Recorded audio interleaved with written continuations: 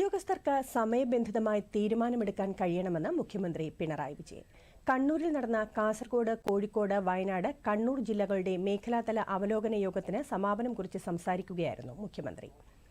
നമ്മുടെ തലത്തിൽ എടുക്കാൻ കഴിയുന്ന തീരുമാനം മറ്റേതെങ്കിലും തലത്തിലേക്ക് തട്ടിവിടൽ സാധാരണ രീതിയല്ലെന്ന് മുഖ്യമന്ത്രി പറഞ്ഞു. തീരുമാനം അതത് തലത്തിൽ എടുത്തു പോകണം. ആ തീരുമാനം സർക്കാരിന് വേണ്ടിയുള്ളതാണ്. നിലവിലുള്ള നിയമവും ചട്ടവും പ്രകാരം എടുക്കുന്ന തീരുമാനമാണ്. അത്തരം തീരുമാനമെടുക്കുന്നതിന് കൃത്യമായ പരിരക്ഷയും സർക്കാരിൽ നിന്നുണ്ടാകും.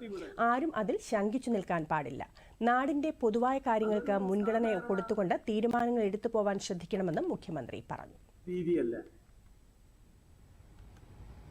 അത്തരം രീതികൾ നമ്മൾ സ്വീകരിക്കാൻ പാടില്ല.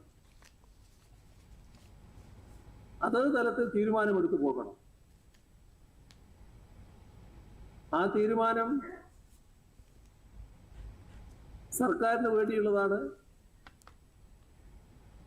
നിലവിലുള്ള നിയമവും ചട്ടവും അനുസരിച്ചെടുക്കുന്ന തീരുമാനമാണ്. അത്തരം തീരുമാനങ്ങൾ എടുക്കുന്നതിനെല്ലാം കൃത്യമായ പരിരക്ഷയും സർക്കാരിൽ നിന്നുണ്ടാകും. ആരും അതിൽ ശങ്കിച്ചു നിൽക്കാൻ പാടില്ല.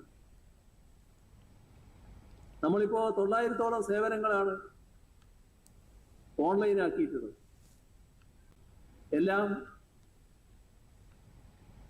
ഇതിനുള്ള വേഗത കൂട്ടുന്നതിന് വേണ്ടിയാണ്.